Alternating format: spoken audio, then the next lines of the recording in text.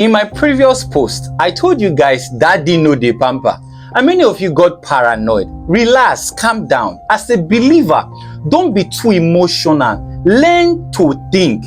The scriptures instruct us to judge all things. 1 Corinthians 2:15. He that is spiritual judgeth all things. 1 Corinthians 6:3. Know ye not that we shall judge angels? How much more things that pertains to this life? We judge prophecies, we judge teachings and doctrines, we judge music and songs. It is an instruction. Ask yourself, this song I'm singing, is it in line with God's word? If it's been x-rayed through God's word, will it stand?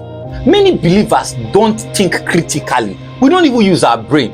We go to church, immediately we're about entering the church, we leave our brains outside and just go inside like zombies. That is why we fail woefully at biblical argument. We are too lazy to study scriptures. We are too gullible. We gulp in every information without streamlining it with God's word. Even you that have started converting Davido's new song to Christian version, you will have mind to comment. What do you know that you are commenting? I am not even x-raying songs yet. If I start x-raying the songs you sing in line with scriptures, you find out that many of the songs you sing are total trash. I just told you daddy no dey pamper and you're already paranoid. The problem is the scriptures is not yet your final authority. You are too emotional. Calm down. Let's think. Let's use our brain. I think many of us need to start using our dictionary. How do you compare pamper with blessing?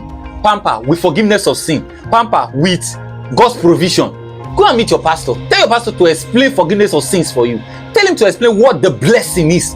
Tell him to explain God's provision. To pamper means to spoil someone. It means to pay lavish attention to someone. If you use it as an adjective, it means someone who is extremely spoiled. Why are you confusing God's love for pamper? Problem is that many of you don't even know God as your Lord and Master. You only know him as Father. As your Master, you are his servant. Paul will call himself bond servant. You receive instruction. A servant is trained. A servant is put to use, not pampered.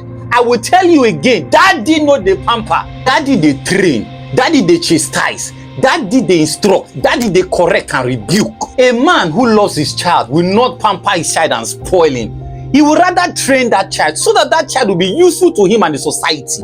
Are you a spoiled child? What is the thing with you and this pamper thing? In as much as God blesses his children, forgives their sins, and make provisions for them, that is not pampering. God does not pamper.